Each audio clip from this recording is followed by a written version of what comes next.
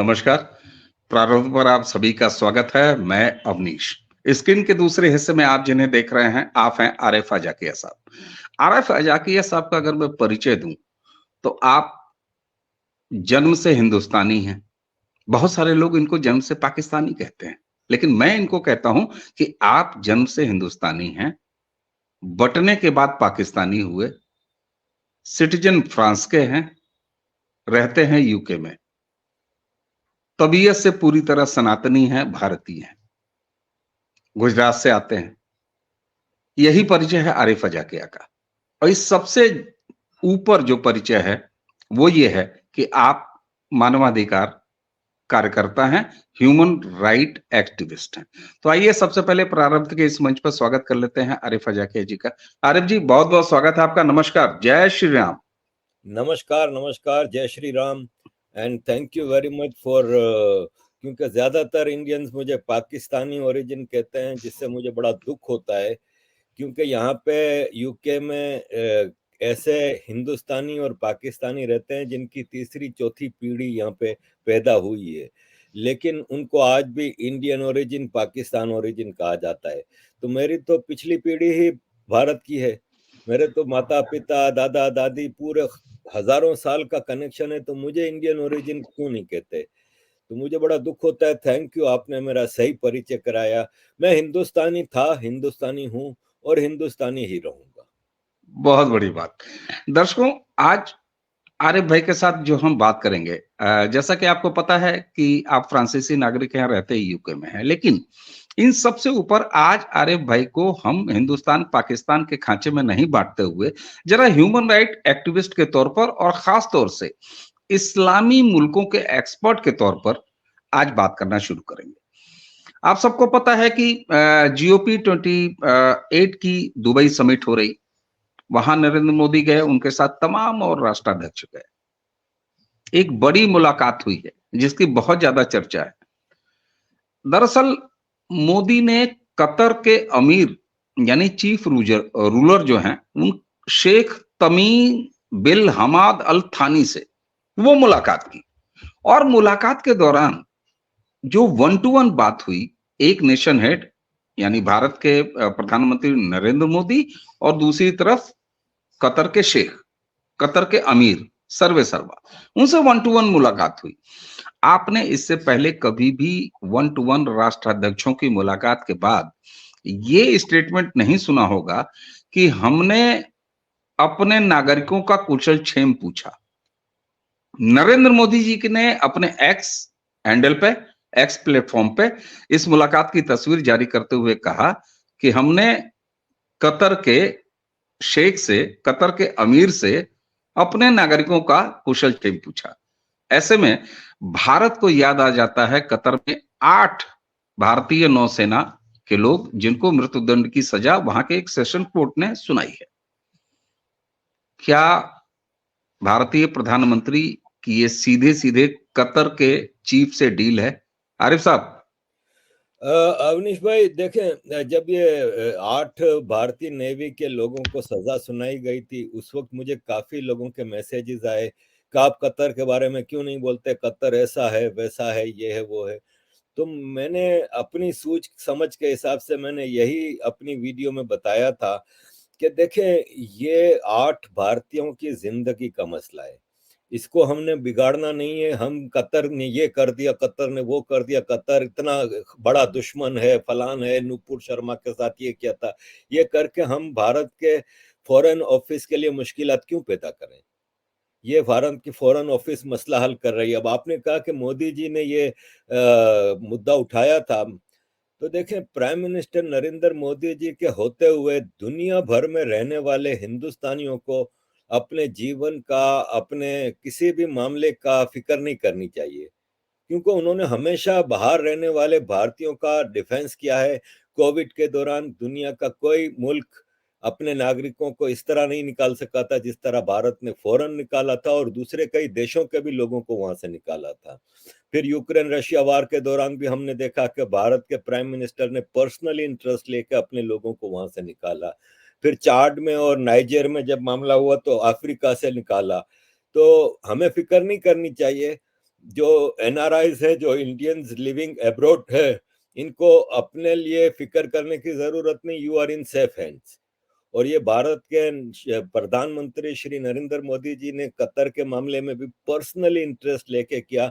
मैं, आपको पता है कि काफी लोगों से इंटरेक्ट में रहता हूं, तो श्री जयशंकर जी फॉरेन अफेयर मिनिस्टर हैं जो भारत के, वो भी मुसलसल पर्सनली इस मामले को देख रहे हैं। और हम उम्मीद करते हैं कि diplomacy of Bharat will win again.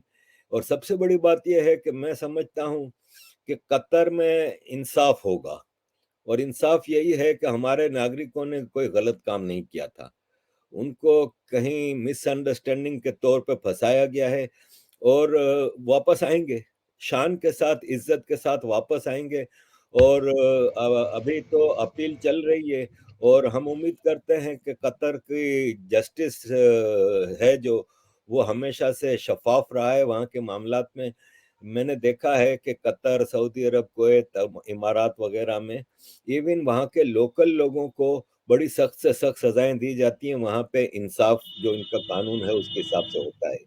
ये जो मामला है कि इसमें इजराइल के लिए जासूसी की थी, ये था वो था, अव्वल तो ये है कि इजराइल को भारतीयों की जरूरत नहीं है जासूसी के लिए, उनका अपना जासूसी नेटवर्क बहुत अच्छा है। दूसरा, भारत के 8 navy officers are responsible persons, वो इस तरह का कोई काम नहीं कर सकते। थोड़ी देर के लिए हमारे जहन में आ भी जाए कि वो जासूस थे, अगर अगर उनके ऊपर आरोप लगता कि वो भारत के जासूस थे, तो हम कह सकते थे कि हाँ शायद अपने देश के लिए कर रहे हो, लेकिन कोई थर्ड कंट्री के लिए करेगा, I totally don't buy it. और मुझे पूरा भरोसा है अपने प्राइम मिनिस्टर के ऊपर, अपने फॉरेन ऑफिस के ऊपर, कि हमारे भारतीयों को वापस जल्दी लाया जाएगा। बिल्कुल। और इससे पहले कि मैं आगे की बात शुरू करूं, मैं आपके पीछे तिरंगा देख रहा हूं, और आप जब भी नरेंद्र मोदी का जिक्र करते हैं, जब भी आप भारत का जिक्र करते हैं, तो आप कहते हैं कि हमारे प्रधानमंत्री, हमारी सरकार, हमारा देश, और यही आपको भारत का बना के रख देता है, और ये स्वीकार करने पर बाध्य कर देता है बहुत सारे लोगों को कि आप तन से कुछ भी हो, मन से भारतीय हैं। दर्शकों, आपको बता दूं कि भारत के जिन 8 पूर्व नौसैनिक जो कतर में उन्होंने फांसी की सजा उनको एक सेशन अदालत ने दी है। Captain Navjeet Singh Gill, captain Saurabh Vashishtha, captain Virendra Kumar Verma, commander Purnendu Tiwari, commander Sugunakar Pakala, commander Sanjeev Gupta और कमांडर अमित नागपाल के साथ ही एक सेलर हैं रागेश। इन 8 लोगों को जासूसी, कथित जासूसी। लेकिन आरिफ साहब, एक बात आपसे कहूं कि मोदी जी का जो कनेक्ट इस्लामिक देशों के साथ लगातार रहा है, और ये जो समिट अभी दुबई वाली देखी जा रही है, मैं पाकिस्तानी कई सारे ब्लॉगर्स को फॉलो करता हूं, तो मैंने देखा कि वहां लगातार यही बातें हो रही हैं कि साहब हमारे प्रधानमंत्री कहाँ थे, भले केयर टेकर प्रधानमंत्री हैं लेकिन कब तक के हैं वो अलग इशू है। और भारतीय प्रधानमंत्री नरेंद्र मोदी वहां दुबई में किस तरह से नजर आ रहे थे। एक आध जगह तो मैंने ब्लॉगर्स का पाकिस्तानी ये भी सुना कि उन्होंने कहा कि ये पूरा जलसा ही सजाया गया था नरेंद्र मोदी के लिए।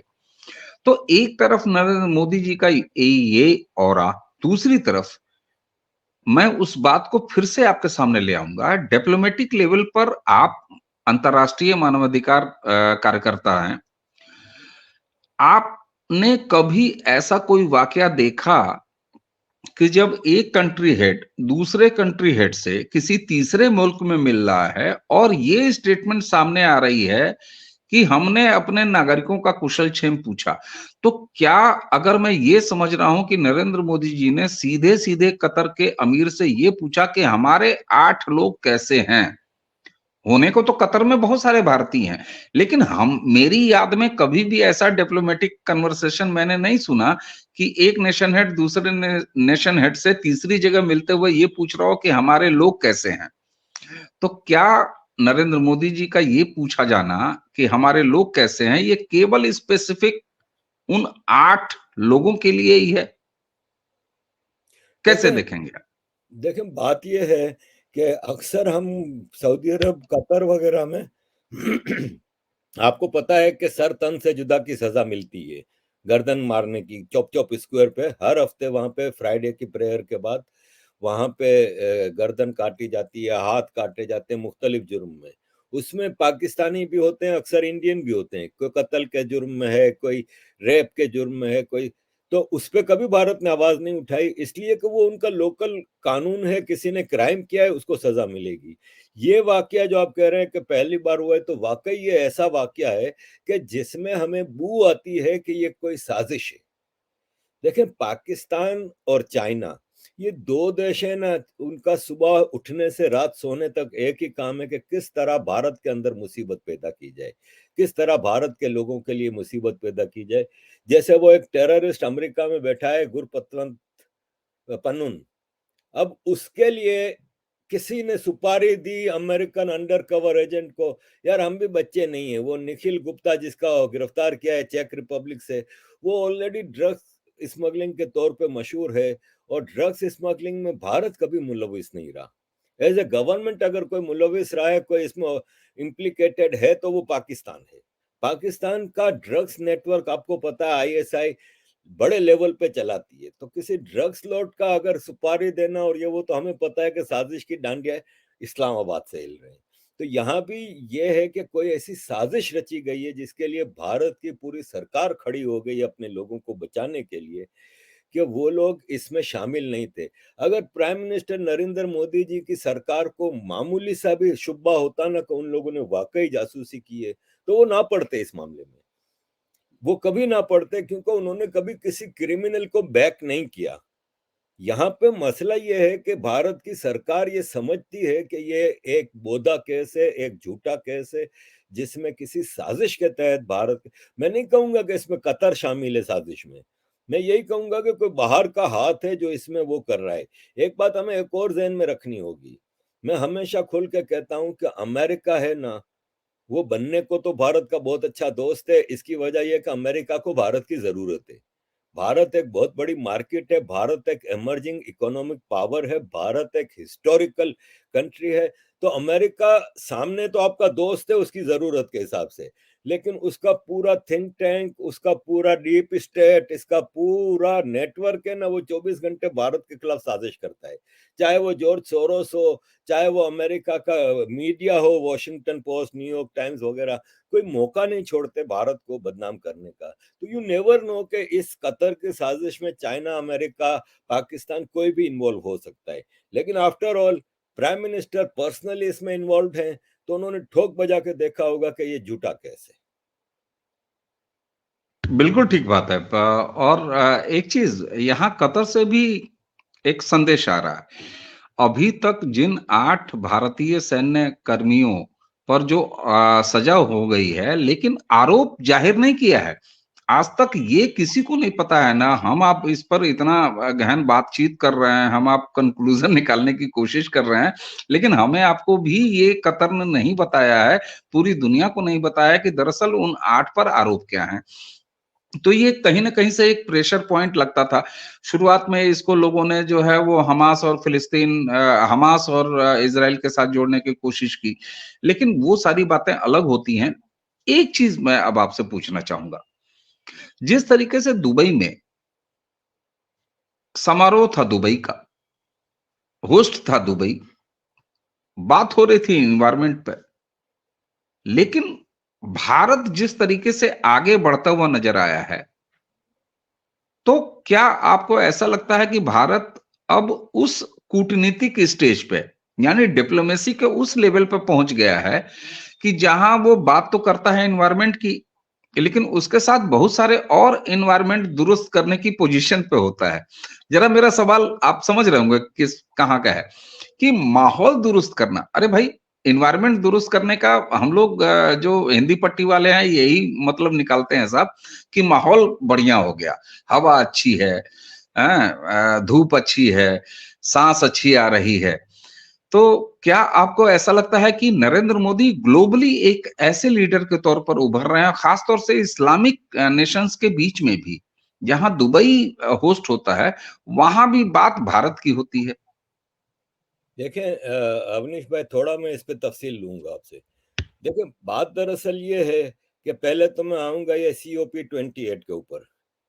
ये एक ढकोसला है, ठीक है। देखें, आपने देखा होगा बड़े बड़े सेलिब्रिटीज को बुलाया जाता है इस टाइप की ग्लोबल वार्मिंग और क्लाइमेट के ऊपर कॉन्फ्रेंसेस के लिए। वो प्राइवेट जेट में बैठ के आते हैं, भाषण देते हैं कि हमें गाड़ियां इलेक्ट्रिक करनी चाहिए, ये वो। अरे आपके जेट से जितनी तबाही हुई है इतनी 2000 गाड़ियों से नहीं होती, ठीक है। अब ये दुबई वाला जो था, ये एक नाम की COP28 थी। अगेन जैसे आपने बताया कि ये एक ग्लोबल मीटिंग थी कुछ और मकसद के लिए। देखें, 4 लाख लोग गए दुबई, कई प्राइवेट जेट्स गए। जितना कार्बन एमिशन इस एक कॉन्फ्रेंस में हुआ है इतना पूरा साल गाड़ियां चलने से नहीं होता। तो ये किस किस्म की ग्लोबल वार्मिंग की कॉन्फ्रेंस थी, ठीक है। इसमें आपको इन्होंने अपने ग्रेटा थुनबर्ग जैसे लोग इन्होंने इंट्रोड्यूस कराए हुए हैं। ये एक प्योर ढकोसला। मैं नहीं कहता कि क्लाइमेट चेंज इशू नहीं है, इशू है डेफिनेटली। ग्लेशियर्स पिघल रहे हैं, मौसम हम देखते हैं कि तब्दील होते जा रहे हैं बहुत ज्यादा। जब हम यूरोप में आए थे तो जून के महीने में सर्दी होती थी। अब तो यह है कि मार्च के महीने में भी हमें जैकेट की जरूरत नहीं पड़ती। अब नवंबर है, अभी तक हम एक पतली सी जैकेट पहन के बाहर निकल रहे हैं, वरना तो मफलर, टोपी, लेदर जैकेट और ये वो पहन के निकलते थे। तो मैं मानता हूं कि ये एक इशू है, लेकिन इसको सॉल्व करने के बजाय बिगाड़ा जा रहा है, ठीक है। इसमें सबसे ज्यादा कार्बन एमिशन कौन करता है? अमेरिका। जितना पूरा अमेरिका करता है इतना पूरी दुनिया नहीं करती। क्या कर रहे हैं भाई? आप दुनिया को भाषण दे रहे हैं, खुद क्या कर रहे हैं? फिर यही चीज चाइना। चाइना को कोई पूछने वाला नहीं है भाई। चाइना को मतलब आप चाइना के ऊपर तो आप हर चीज देख लें, वहां पे मस्जिदें तोड़ी जा रही हैं, मस्जिदों की रीडिजाइनिंग हो रही है, मुसलमानों की री एजुकेशन हो रही है, कुरान को री बिल्ड किया जा रहा है। कोई बोल नहीं रहा। मुसलमान खाली गजा में मर रहा है, बलोचिस्तान में नहीं मर रहा। तो ये सब इंटरनेशनल एजेंडा है जो चलते हैं। अब आते हैं दुबई की कॉन्फ्रेंस के ऊपर। देखें, प्राइम मिनिस्टर नरेंद्र मोदी जी जिस किस्म के लीडर बन के आए हैं सामने दुनिया के, मैं भारत की नहीं कर रहा, इंटरनेशनली आपने डिप्लोमेसी की बात की। किसी और लीडर के लिए आपने देखा हो कि किसी कंट्री के प्राइम मिनिस्टर ने कहा, कोई ट्वीट किया हो कि my friend, my dear friend? Italy एक बड़ा कंट्री है, रोमन एम्पायर वाला कंट्री है। आज भी इटाली G7 का मेंबर है, बड़ा इंडस्ट्रियलिस्ट कंट्री है। उसकी प्राइम मिनिस्टर ये लिखती है, दुनिया को मिर्चें लगती हैं। कुछ लोग तो सुब्रमण्यम स्वामी जैसे लोगों ने तो गलत किस्म की ट्वीट की कि दोनों डिवोर्सी हैं, ये हैं वो हैं। शर्म आनी चाहिए यार, शर्म आनी चाहिए। ना वो औरत ऐसी है ना ये आदमी ऐसे हैं, ठीक है। फिर आप देखें कि कॉन्फ्रेंस में अंदर जाते वक्त जो मेन दिन था, होस्ट कंट्री यूनाइटेड अरब इमारात के प्रेसिडेंट शेख मोहम्मद बिन सुल्तान अल जायद बिन सुल्तान अल नहियान किसका हाथ पकड़ के जा रहे हैं? प्राइम मिनिस्टर नरेंद्र मोदी जी का। वहां पे तुर्की का अरबगान भी था, वहां पे और भी सारे थे। मोदी जी का हाथ पकड़ के कह कह लगाते हुए जा रहे हैं। जॉर्डन के बादशाह अब्दुल्ला ने मोदी जी को किस तरह भींचा हुआ था गले से, ये सब तस्वीरें वायरल हैं। मुकाबले पे एक और कंट्री जो अपने आप को भारत के मुकाबले का कहता है कि भिकारिस्तान, उसके प्राइम मिनिस्टर को बिल गेट्स पकड़ लेता है। हाँ भाई, क्या हुआ, पोलियो के टीके नहीं लगा रहे हो? उसको IMF की मैनेजिंग डायरेक्टर पकड़ती है। हाँ भाई, क्या हुआ, तुम्हारी इकोनॉमी अभी तक ठिकाने नहीं लग रही? और वो किसको पकड़ रहा है? डच प्राइम मिनिस्टर को, हॉलैंड के। उसको कहता है हमारे मुल्क में पैसे लगाए ना भाई। प्राइम मिनिस्टर नरेंद्र मोदी ने किसी से पैसों की बात ही नहीं की। उल्टा इंग्लैंड के फॉरेन मिनिस्टर कैमरून में प्राइम मिनिस्टर से कहते हैं हम वेट कर रहे हैं फ्री ट्रेड का। दुनिया भारत से फ्री ट्रेड की बात कर रही है, हमारा प्राइम मिनिस्टर पाकिस्तानी भीख मांग रहा है। लोग दूर भाग रहे थे उससे। वो नजर आता था, 4 आदमियों के पीछे छुप जाते थे कि अभी आएगा साला पैसे मांग लेगा। जबकि प्राइम मिनिस्टर नरेंद्र मोदी की इज्जत और मोहब्बत का वो मुकाम था कि हर बड़े से बड़ा लीडर। और इस कॉन्फ्रेंस में अगर खाली क्लाइमेट का मसला होता ना तो मोदी जी नहीं जाते। अभी 2 हफ्ते पहले ब्रिक्स की कॉन्फ्रेंस हुई थी वर्चुअल। उसमें 4 के 4 स्टेट थे ना, जो साउथ अफ्रीका, ब्राजील, रशिया और चाइना, उनके प्रेसिडेंट थे। भारत के प्रधानमंत्री नहीं गए उसमें, जयशंकर जी को बिठा दिया कंप्यूटर के आगे। कि तुम करो। भारत का prime minister importance of event देखता है, उसके पास पाकिस्तानी प्राइम मिनिस्टर के तरह टाइम नहीं होता कि 4-4 दिन जाके बैठ जाए। जाते भी हैं, सुबह गए शाम को वापस आ गए, या रात को गए, अगर अमेरिका जाना है रात को गए, सोते हुए फ्लाइट में चले गए, सुबह उठे फ्रेश, काम किया, रात को वापस सोते हुए वापस आ गए। उनके पास इतना टाइम नहीं होता कि ऐसी चीजों के लिए जाएं। मकसद थे, ट्रेड थी, मेन चीज था ट्रेड थी। अब आपको मैं एक और चीज कहूं कि अरब वर्ल्ड, आपने अपने शुरू के एक सवाल के उसमें इंट्रोडक्शन में कहा था कि पाकिस्तानी के मुकाबले में भारत का इस्लामिक वर्ल्ड से काफी क्लोज वो है, तो ये हकीकत है। आप देखें, एक कट्टर कांग्रेसी हैं शशि थरूर जी, उन्होंने एक इंटरव्यू में कहा कि मैंने इस्लामिक वर्ल्ड से भारत के ताल्लुकात इतने अच्छे कभी नहीं देखे जितने अब देख रहा हूँ, और ये हकीकत है। उसके पीछे कहानी ये है कि जब 79 की अफगान वार शुरू हुई तो अमेरिका ने पूरी इस्लामिक दुनिया को जिहाद पे लगा दिया, टेररिज्म पे लगा दिया। पूरी दुनिया के जिहादी जमा हो रहे हैं, पैसे दे रहे हैं मुख्तलिफ सरकारें। अब जाके इस अरब वर्ल्ड में एक नई लीडरशिप आई है। पहले थे पुराने अरब, शेख जायद बिन सुल्तान अल नहयान थे, शेख राशिद अल मखदूम थे, किंग फैसल और किंग फहद वगैरह थे। उनकी एजुकेशन नहीं थी, उनको सिर्फ कुरान पढ़ना आता था, उनको इंटरनेशनल अफेयर्स, इकोनॉमी का नहीं, पैसा आ गया था तेल का। अब आई ये नई एजुकेटेड लीडरशिप। जैसे इमारात में ये 3 मोहम्मद है ना, बहुत इंपॉर्टेंट है। इमारात में अबू धाबी के शेख मोहम्मद बिन जायद, दुबई के शेख मोहम्मद बिन राशिद और सऊदी अरब के शेख मोहम्मद बिन सलमान, ये 3 वेस्टर्न एजुकेटेड हैं। आज की दुनिया की जरूरियात को समझते हैं कि इकोनॉमी इज मेन थिंग। अगर आपके पास इकोनॉमी नहीं है तो सोवियत यूनियन दुनिया की सबसे बड़ी मिलिट्री पावर थी, टूट गई। यूरोप की सबसे बड़ी मिलिट्री पावर यूगोस्लाविया थी, टूट गई, इकोनॉमी नहीं थी। इन्होंने इकोनॉमिक डेवलपमेंट में ध्यान दिया है। उन्होंने देख लिया कि पाकिस्तान तो सिर्फ हमें आके इस्लामिक उम्मा भाईचारे का नाम का चूरन बेच के हमसे लूट के ले जाता है पैसे, पाकिस्तान से मिलता मिलाता कुछ नहीं। भारत एक ऐसी मार्केट है जहां पे पैसे लगाने से रिटर्न भी मिलेगा, बढ़ेगा भी। और हमारा भारत के साथ ट्रेड रिलेशनशिप, अरबियन गल्फ है ना, उसका more than 50% dairy, more than 50% food grains, बुचरी, ये सब चीजें भारत से जाती हैं। यही कह रहा था कि भारत की ये डिप्लोमेटिक विक्ट्री है कि हिस्ट्री में कभी भारत के इतने अच्छे संबंध किसी इस्लामिक देश से और वेस्ट से भी नहीं रहे जो आज हैं। और पाकिस्तान से इस्लामिक उम्मा अब कटती है, क्योंकि पाकिस्तान ने हमेशा इनको बेवकूफ बना के उम्मा का भाईचारा दिखा के तो ये वो करके पैसे लूटती रही है। और ये अब समझ गए हैं कि भाई साहब इधर फायदा नहीं है कोई, ना इन्वेस्टमेंट का ना कुछ। जबकि भारत है ना, वो अरब कंट्रीज की जो दुनिया की सबसे बड़ी जरूरी चीज है ना, वो है food, food grains, dairy, बुचरी, vegetable and fruits. ये 4 इंग्रेडिएंट्स है ना, ये भारत सप्लाई करता है और क्वालिटी का सप्लाई करता है। ये अरब कंट्रीज क्वालिटी पे कंप्रोमाइज नहीं करते। तो और दूसरा बाकी भी है, अगर आईटी आज के जमाने की एक मेन इंडस्ट्री है। आप देख लें, अरबियन गल्फ में सबसे ज्यादा आईटी भारत के लोग हैं, भारत की कंपनियां हैं। इसके अलावा डिफेंस में देखें तो भारत का डिफेंस इस वक्त चाइना से भी क्वालिटी वाइज बेटर है। कम है क्वांटिटी में, क्वालिटी में बेटर है। चाइना बहुत अरसे से डिफेंस प्रोडक्शन कर रहा है। मसला ये है कि चाइना को माओ जे तंग से लेके डेंग जियाओपिंग से लेके आज जी जिनपिंग तक, आप उनसे लाख नजरियाती इख्तिलाफ करें, लेकिन वो अपने कंट्री के लिए बेस्ट लीडर थे। अपने कंट्री की इकोनॉमी को, इंडस्ट्रियल प्रोडक्शन को, डिफेंस प्रोडक्शन को आगे पहुंचाया। भारत की बदकिस्मती ये रही कि भारत 2014 में तो आजाद हुआ है। 2014 तक तो Bharat was occupied by same mindset which was British mindset. तो ब्रिटिश माइंडसेट से वही लेगेसी उन्होंने कंटिन्यू की 2014 तक। आज 2014 से भारत ने जो 9 साल 10 साल में जो तरक्की की है वो मैनकाइंड हिस्ट्री में नहीं मिलेगी। चाइना 2000 सन 2000 तक, 2003 में WTO आया था, तब तक चाइना वाज नॉट एनीथिंग, ना इकोनॉमी वाइज ना कुछ। लेकिन पिछले 20-25 साल लगे चाइना को आज जिस स्टेज पे है।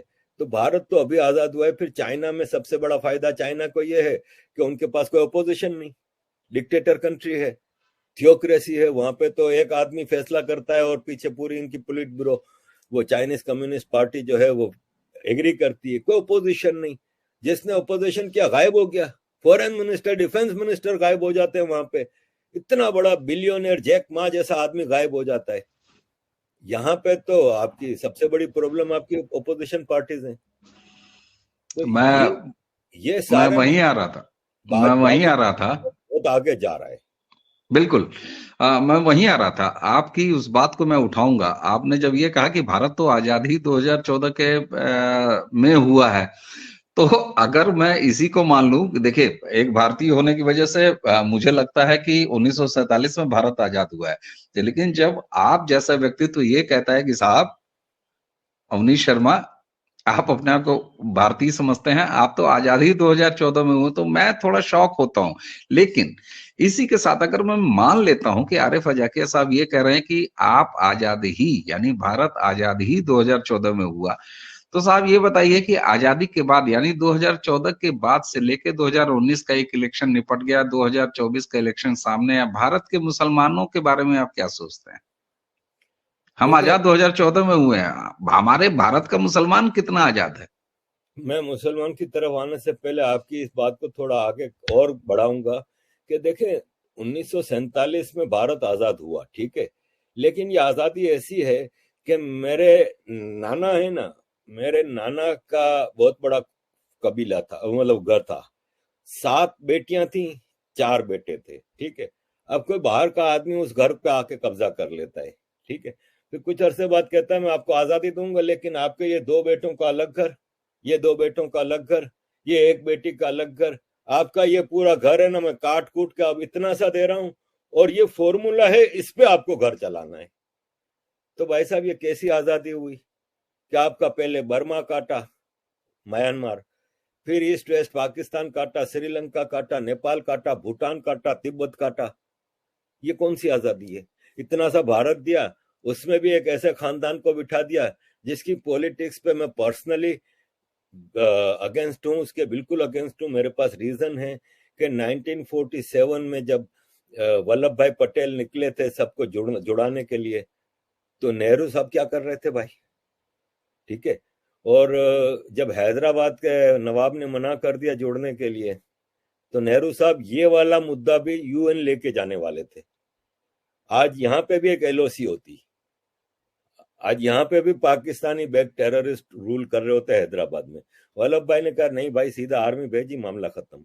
यही चीज जूनागढ़ में की गई, यही चीज कश्मीर में करनी थी। सैम बहादुर हैं जो हमारे आर्मी चीफ, वो अपने कई इंटरव्यूज में कह चुके हैं कि यूएन में जाना गलती थी। हम इतनी काबिल फौज थे कि हम पाकिस्तान को कश्मीर से निकाल सकते थे। Prime minister Nehru ji British के कहने पे गए यूएन में, वो मुद्दा आज तक भारत के लिए कांटा बना हुआ है। तो कई इख्तलाफात हैं। 62 में आपने भारत की आर्मी को चाइना के खिलाफ एयरफोर्स यूज ही नहीं किया आपने।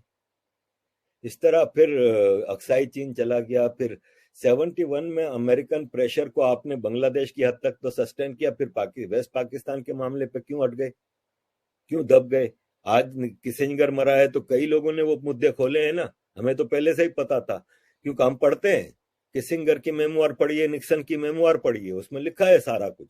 वरना आज वेस्ट पाकिस्तान का मसला भी सॉल्व हो चुका होता, तो भारत कहीं से कहीं जाता। और सबसे बड़ी बात, इन छोटे इश्यूज को छोड़ के कांग्रेस ने भारत के डेवलपमेंट के लिए जो भारत का पोटेंशियल था, भारत आज इंडस्ट्रियल नहीं है। हजारों साल से जब दुनिया को इंडस्ट्री का नहीं पता होता था, भारत का आर्किटेक्ट देख लें आप, खाली भारत की आयुर्वेद देख लें आप, भारत की फिलोसॉफीज देख लें, ये सब चीजें दबा के रख दी गई 47 से।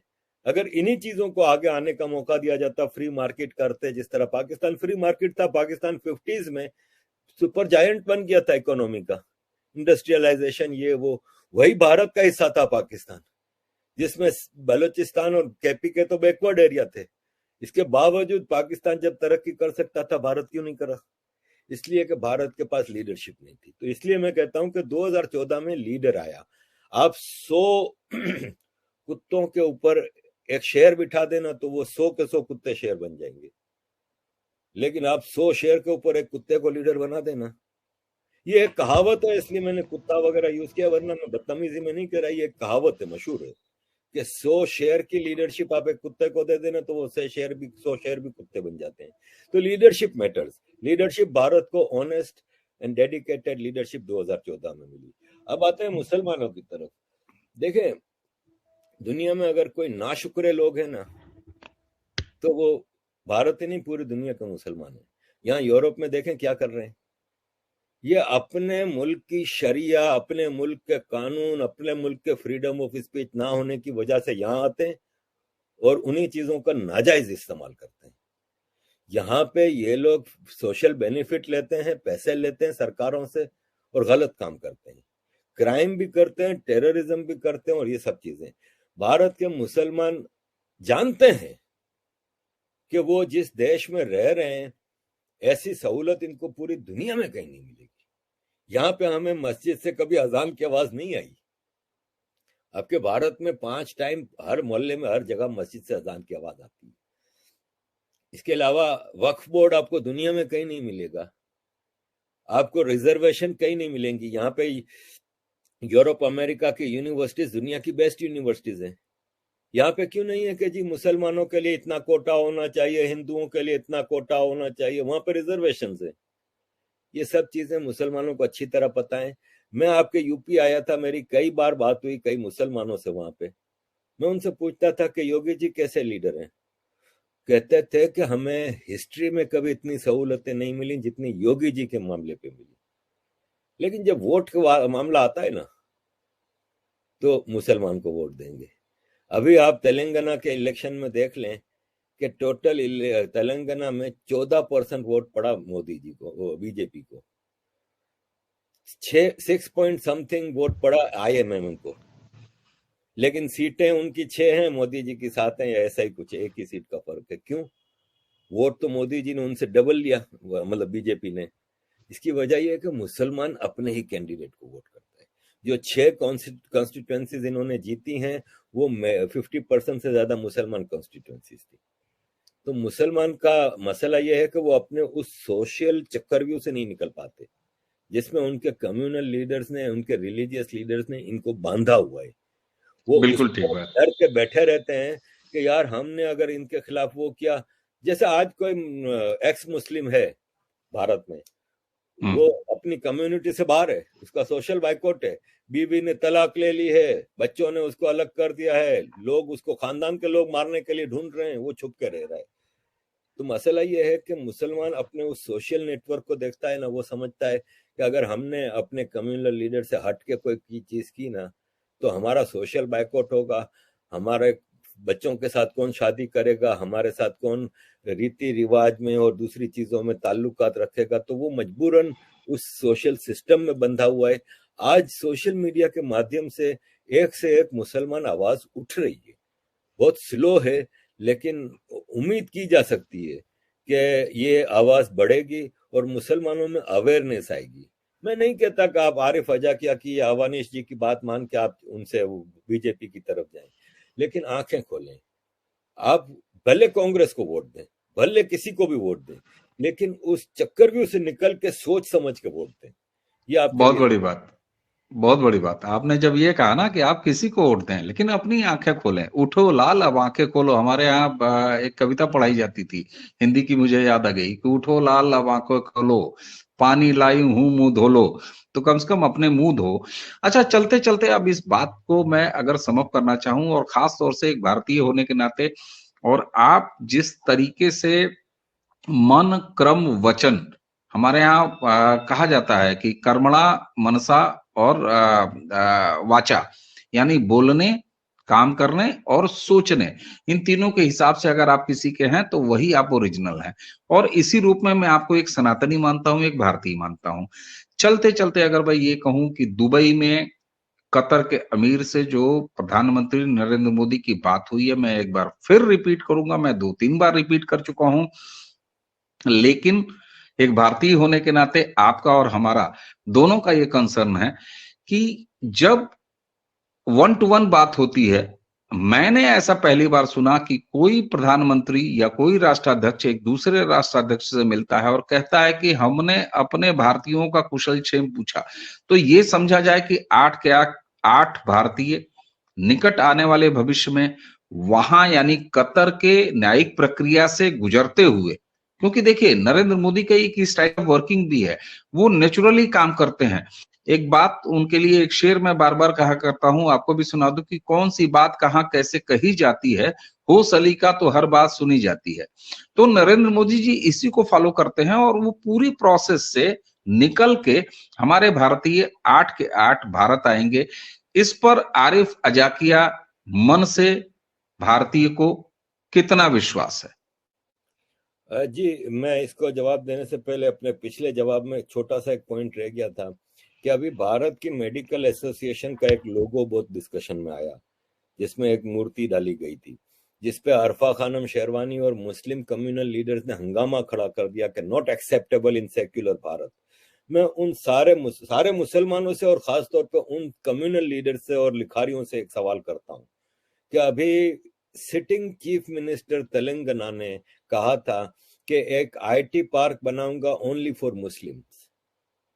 उस वक्त इनका सेक्युलरिज्म मर गया था, उस वक्त इनको वो सेक्युलरिज्म याद नहीं आया। उस वक्त इन्होंने क्यों नहीं कहा कि ये कैसा सेक्युलरिज्म है जिसमें ओनली फॉर मुस्लिम आप आईटी पार्क बना रहे हैं।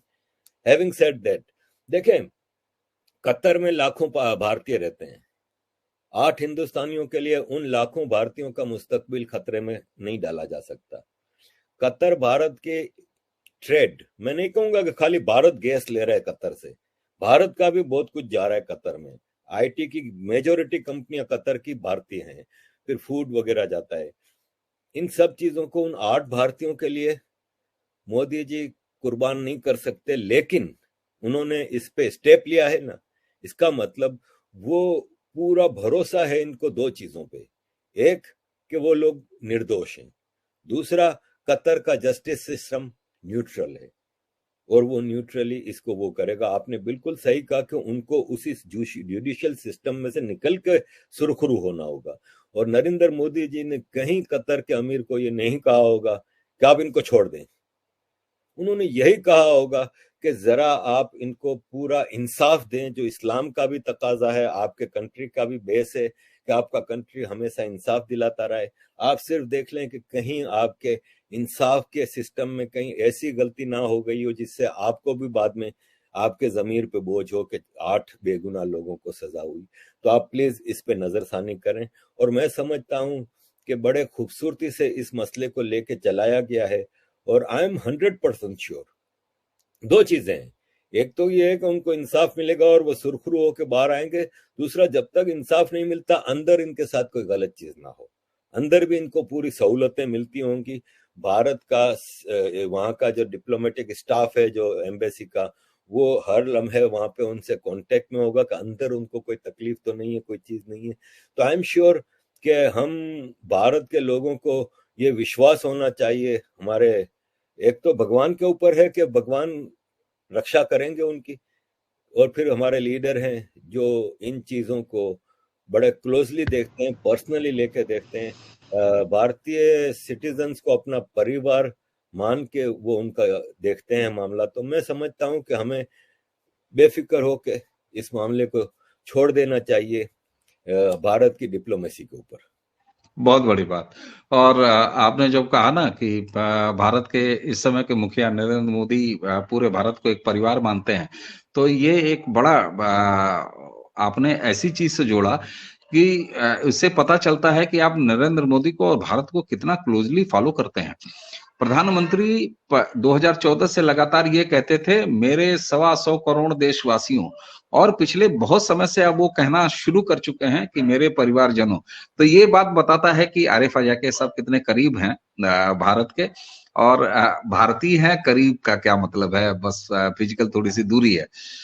आरिफ साहब, एक भारतीय के तौर पर, एक भारतीय तकनीकी नागरिक के तौर पर मैं आपका शुक्रिया अदा करूंगा कि आपने जिस तरीके से ये कहा कि कतर से 1 to 1 जिस तरीके से मुलाकात हुई है और जिस तरीके का ऑरा है प्रधानमंत्री नरेंद्र मोदी का, निश्चित रूप से। लेकिन वही बात मैंने भी दोहराई, आपने भी उसको डिटो किया, और मैं फिर एक बार दोहराता हूं कि प्रक्रिया पूरी करनी होगी। प्रक्रिया पूरी करने के बाद भारत अपने हर लोगों को, जो भारत टनल से अपने 41-42 मजदूरों को निकाल लेता है।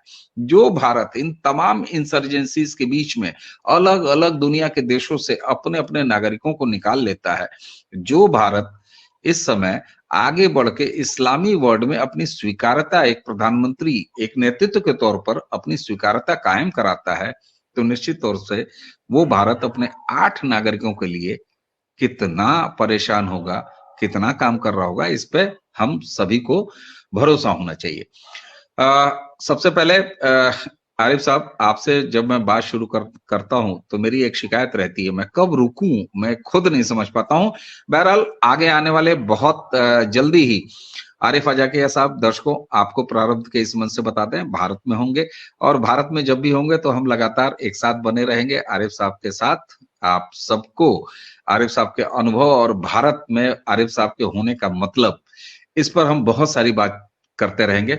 आरिफ साहब, आपने हमें आज समय दिया और हमारे 8 नागरिकों की कतर से मुक्ति पर इतना सकारात्मक एक खाका खींचा, इसके लिए आपका बहुत बहुत धन्यवाद, क्योंकि हम तमाम भारतीयों का आपके साथ दिल धड़क रहा है कि हमारे वो लोग कब हमारे देश वापस आए। न्यायिक प्रक्रिया से ही आएंगे, इसमें कोई बात नहीं है। और भारत उस सनातन संस्कृति को जीता है जहां ये कहा जाता है कि स्वाभाविक न्याय ही असली न्याय होता है। तो आरिफ साहब, प्रारंभ की तरफ से आपको बहुत बहुत धन्यवाद। और दर्शकों, इसी के साथ हम और आरिफ साहब दोनों आपसे आज के लिए इजाजत चाहेंगे। नमस्कार, जय श्री राम, बहुत बहुत धन्यवाद आपका। नमस्कार, जय श्री राम।